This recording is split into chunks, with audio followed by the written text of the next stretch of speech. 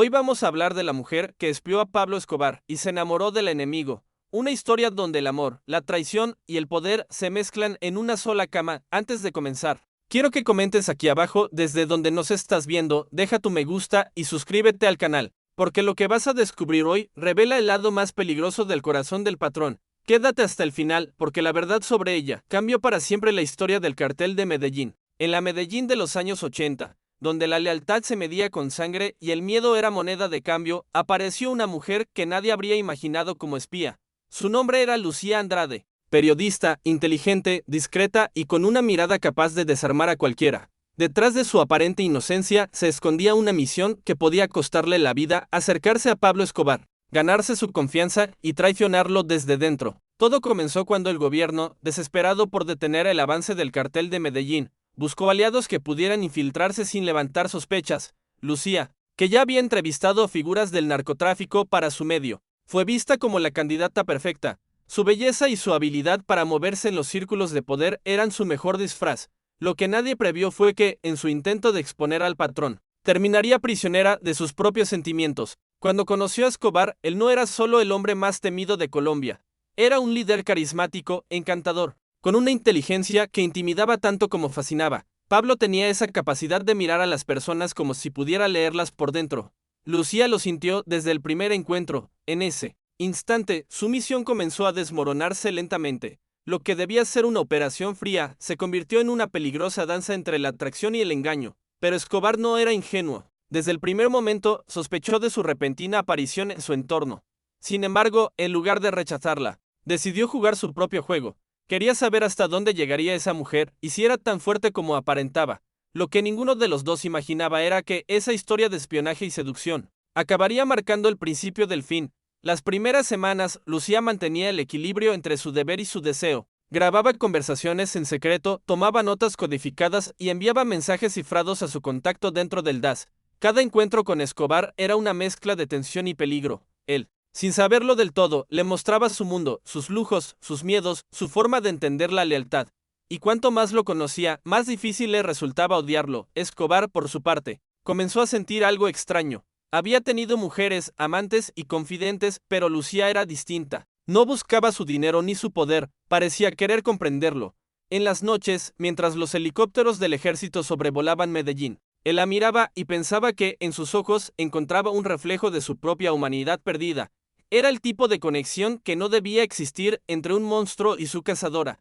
Pero lo que Escobar ignoraba era que cada palabra que pronunciaba podía ser usada contra él. Los micrófonos escondidos en los marcos de los cuadros y en los cojines del sofá grababan sus conversaciones más íntimas. Lucía vivía atrapada entre la pasión y la culpa. Sabía que, cuando todo terminara, habría destruido al hombre que, sin querer, había aprendido a amar. Pablo Escobar no era un hombre fácil de engañar. Su instinto, afilado por años de traición y sangre, lo mantenía en alerta constante. Cada mirada, cada gesto de Lucía lo analizaba como si fuera una pista en un tablero de ajedrez. Sabía que algo en ella no encajaba del todo: su forma de preguntar, su interés por los detalles, su silencio calculado, pero había algo más fuerte que la sospecha, la fascinación. En una de sus reuniones privadas, Escobar comentó a su lugarteniente más cercano: esa mujer guarda secretos, pero también guarda un alma que no se compra. Fue la primera vez que alguien dentro del cartel escuchó al patrón hablar así de una mujer. Era una señal peligrosa. En el mundo del narcotráfico, el amor era una debilidad, y para un hombre que controlaba un imperio, las debilidades eran como grietas en una represa, pequeñas al principio, devastadoras al final. Pablo decidió probarla. Mandó a uno de sus hombres a seguirla discretamente, rastrear sus llamadas, observar sus movimientos. Durante días no encontró nada incriminatorio. Lucía era inteligente, sus contactos sabían desaparecer cuando era necesario. Escobar, sin embargo, tenía un sexto sentido. No necesitaba pruebas. La traición, para él, siempre olía igual, y ese aroma empezaba a llenar el aire. Pero, en lugar de confrontarla, hizo algo inesperado: la invitó a su finca, Nápoles, su santuario personal, el lugar donde nadie entraba sin su absoluta confianza. Allí, rodeados de animales exóticos y una calma inquietante, la miró directamente a los ojos y le dijo: si me vas a traicionar, hazlo mirándome de frente. Lucía no supo qué responder. En ese momento entendió que Escobar no era solo un hombre temido. Era alguien que jugaba con las emociones de quienes se atrevían a acercarse, y, para su desgracia, ella ya estaba demasiado cerca. La estancia en Nápoles cambió todo. Lejos del ruido de Medellín, Lucía y Pablo pasaban horas hablando sobre política, justicia y muerte. Escobar se mostraba como nunca antes, vulnerable, casi filosófico. Contaba cómo la pobreza lo había moldeado, cómo el poder lo había corrompido y cómo ya no sabía si lo que hacía era por ambición o por venganza. En esas conversaciones, Lucía grabó no solo su voz, sino su verdad. Cada cinta que enviaba al DAS era un fragmento de un retrato humano que nadie había visto del patrón. Y sin embargo, con cada palabra grabada, una parte de ella se rompía, porque sabía que, cuando la operación terminara, el hombre que le había abierto su alma sería destruido. Pero el juego se estaba volviendo peligroso. Uno de los sicarios más cercanos a Escobar, un hombre llamado Ramírez, frío y desconfiado, comenzó a sospechar. Notó que Lucía a veces desaparecía por horas o que hacía demasiadas preguntas. Un día, mientras ella hablaba por teléfono desde una habitación cerrada, él se acercó en silencio, no escuchó palabras claras, pero entendió lo suficiente. Lucía no era quien decía ser. Ramírez no fue directamente a Escobar. Primero quiso confirmar. Revisó su bolso, sus papeles, su grabadora. Cuando encontró una cinta con el nombre Peggy, Noche 23, supo que era cuestión de tiempo. El reloj había empezado a correr, y el amor que la mantenía viva pronto se convertiría en su sentencia. Ramírez no perdió tiempo. Esa misma noche se presentó huyente de Escobar como semblante serio y o grabador en Maos. O patrón estaba en seu escritorio, rodeado por fumaza de charuto y silencio tenso, cuando o sicario colocó una fita sobre a mesa. O ambiente pareceu congelar, la encontré en su bolso, dice Ramírez. Evitando hablarnos solos do chefe, Escobar não respondeu. Apenas observaba o pequeno objeto como se pudiese enxergar a través de la verdad y atraizao. Ligó o grabador. Por algunos segundos, apenas ruido. Y entao, a voz de Lucía, suave, serena, más inconfundible. Fecha, ubicación, reunión privada con Peggy, Coar ficou denso. Escobar fechou solos y ficou en silencio. Ramírez esperaba órdenes de cualquier otro homem naquela situação. Ja estar ya muerto, mas Pablo no falou de inmediato. Apenas pediu que deixasse a sala. Quería ficar sozinho. Por horas, ouviu aquelas gravações uma e outra vez. Cada frase era uma punalada y, ao mesmo tempo, uma lembranza dos momentos que acreditou serem reais. Cuando finalmente levantó, no parecía furioso, parecía cansado. O homem que había enfrentado ejércitos y gobiernos, ella enfrentaba algo que jamás soube lidar, a dor de ter confiado. Chamou de seus homens de confianza y deu uma orden fría, calculada, nadie la toque, todavía. Pablo Escobar quería hablarnos solos de Lucía antes de decidir o destino de la. Cuando Lucía entró a una sala no día siguiente, percibió inmediatamente que algo había mudado. O ar estaba pesado, o silencio ensurdecedor. Escobar estaba sentado atrás de la mesa, como grabador sobre ella. ¿Qué es esto?, preguntó Huele, sin levantar a voz. Lucía tentó falar, mas as palabras não saíram. Escobar apertou o play. Y ese a propia voz eco uno guardo. Informe confidencial. Objetivo, obtener acceso al entorno del patrón. Él asentió chao sumirse a voz pez. Él, por ese o a vez, manteve-se inmóvil, como aquel olar de quem jatina o bubido tudo, mas quería entender o por qué. ¿Por qué tú?, preguntó. Finalmente, el por qué aceptar esa misión, sabiendo qué significaba tu muerte. As lágrimas comenzaron a escorrer pelo rostro de la. Porque pensé que podía detenerte, pero te entendí demasiado tarde. Escobar se levantó lentamente. El amor no redime la traición, Lucía, dice, aproximándose. Pero tampoco puedo matarte, porque aún no sé si fue amor o castigo. Ele virou-se e saiu da sala. Pela primeira vez, deixou uma traidora viver, mas o preço seria mais cruel do que a morte. Lucía sabia que jamais voltaria a dormir en paz. Naquela noite, Escobar ordenou que ninguém tocasse nela, mas também que nunca mais se aproximase de Medellín. O amor se foi. A lenda, porém, acababa de nacer.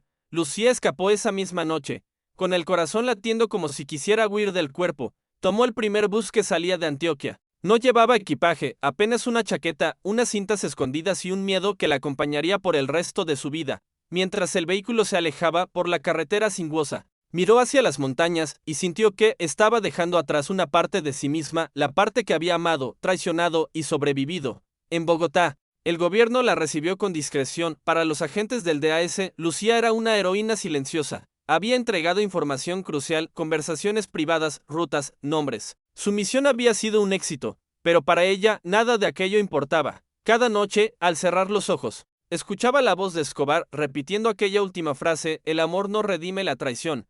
Vivía con miedo. Sabía que el alcance del patrón era largo, incluso en la capital. Se mudó varias veces. Cambió de nombre, abandonó el periodismo. La culpa la consumía lentamente. En las grabaciones, su voz era fría, profesional, pero en su memoria, las escenas eran cálidas, íntimas, reales. A veces pensaba que había traicionado no a un criminal, sino a un hombre que, en otro tiempo y lugar, podría haber sido diferente. Esa contradicción la perseguía como una sombra. Un año después, recibió una carta sin remitente. Dentro, solo había una frase escrita a máquina: aún te escucho, Lucía.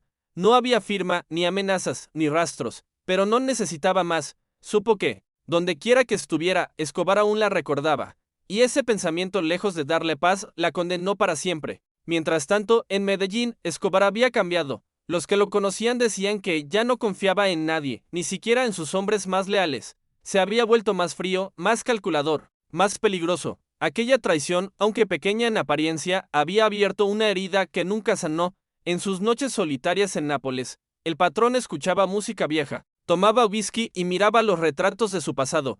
Pero entre todas las memorias, una lo perseguía más que las demás: Lucía. A veces pensaba en mandarla matar, solo para cerrar el ciclo. Pero otras noches se sorprendía a sí mismo, deseando que siguiera viva, como una cicatriz que le recordara que incluso el más temido podía ser engañado.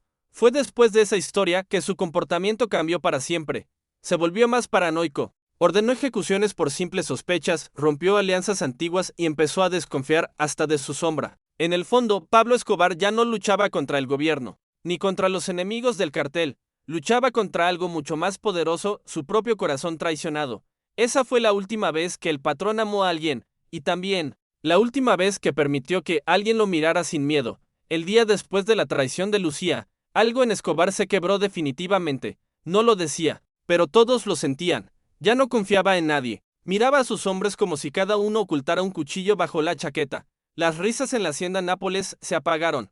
Las fiestas, que antes duraban días, terminaron en silencio y tensión.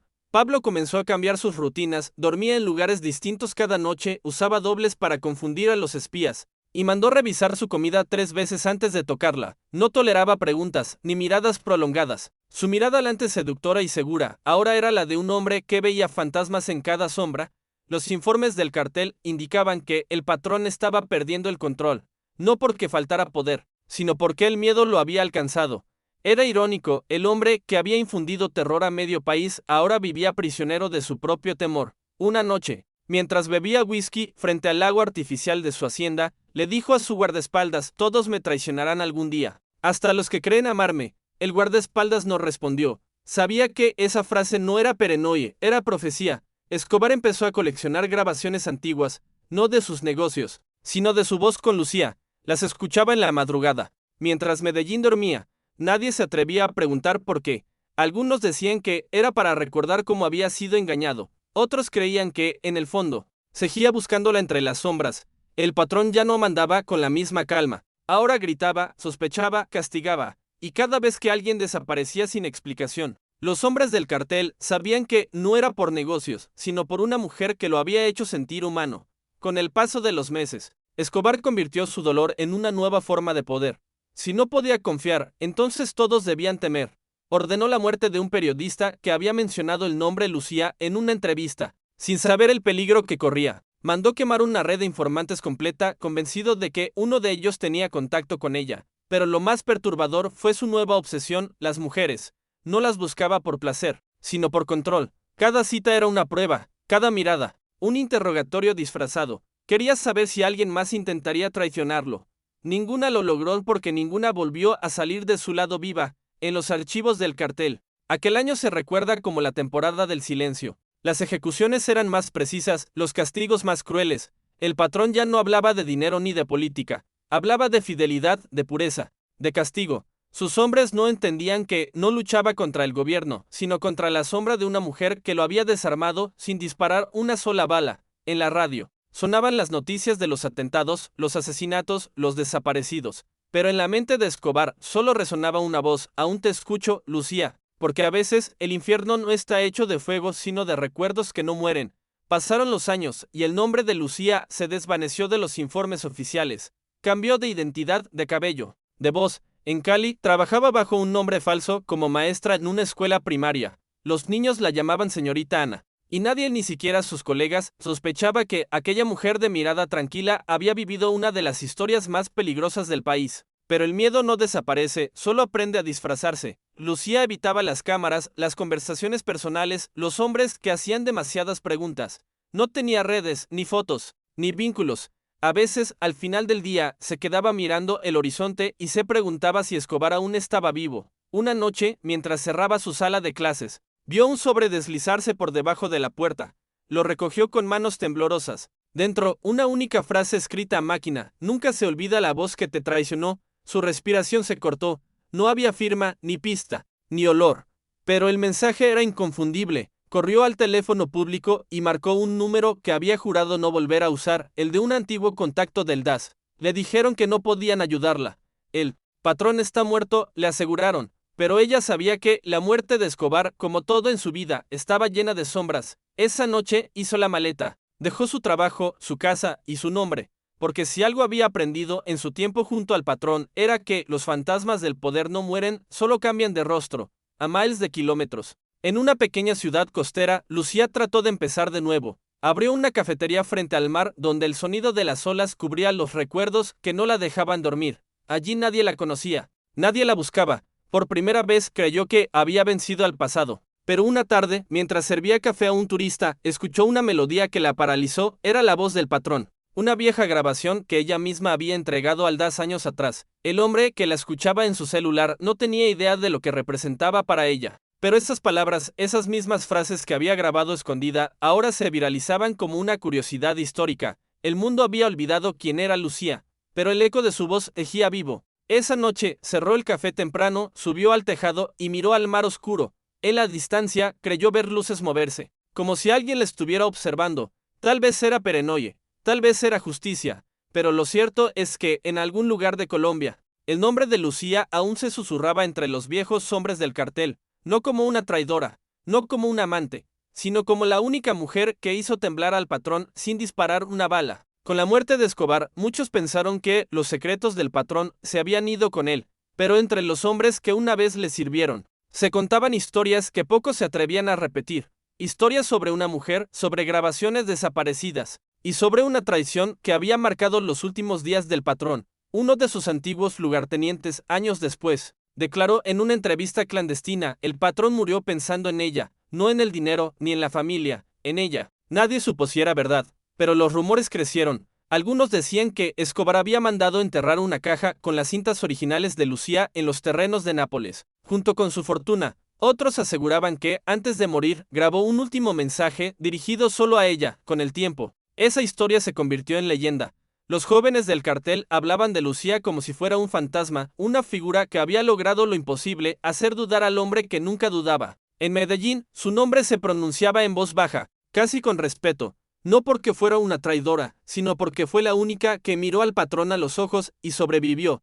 Las autoridades nunca encontraron las cintas, y en la hacienda Nápoles, entre las ruinas cubiertas de vegetación, algunos visitantes aseguran que por las noches se escucha una voz femenina susurrar entre los árboles: aún te escucho, Lucía. Nadie sabe si es eco, viento o culpa. Pero en Colombia, las leyendas siempre tienen un poco de verdad. Hoy, décadas después, la historia de Lucía y Escobar sigue siendo uno de los capítulos más enigmáticos del narcotráfico. No aparece en los libros oficiales, ni en los documentales, pero en los barrios de Medellín. Los viejos aún cuentan la historia del patrón y la mujer que lo hizo caer sin disparar una bala. Dicen que ella sigue viva, oculta en algún lugar del Caribe, que cambió de rostro, de voz, de vida, pero que cada año, en la fecha de la muerte de Escobar, deja una flor blanca en el mar y desaparece. Otros aseguran que murió hace años, pero que su tumba nunca fue registrada en la lápida. Según los rumores, solo hay una inscripción: aquí descansa la voz que el patrón nunca pudo silenciar.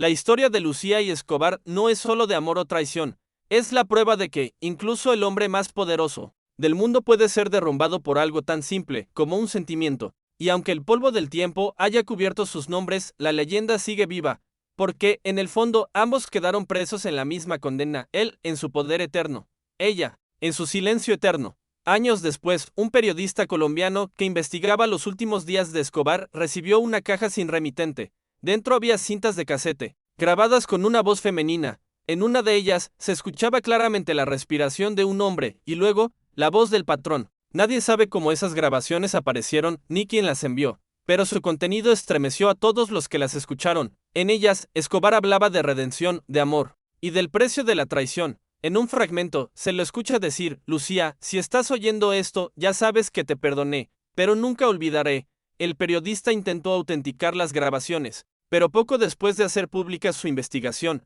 desapareció. Su apartamento fue saqueado, las cintas nunca volvieron a encontrarse. Algunos dicen que el gobierno las confiscó, otros, que los antiguos hombres del cartel los silenciaron. Pero lo más inquietante fue un detalle que pocos notaron. La voz que narraba las introducciones de las cintas era la misma mujer que había grabado Escobar años atrás. Lucía había vuelto a hablar una última vez para dejar constancia de su historia. Después de eso, nada más se supo, ni rastros, ni noticias, ni pistas. Solo el eco de una historia que parecía escrita para el cine, pero que nació en la realidad de un país marcado por el poder y la sangre. Y así, en el silencio de esas cintas perdidas, el mito se volvió inmortal.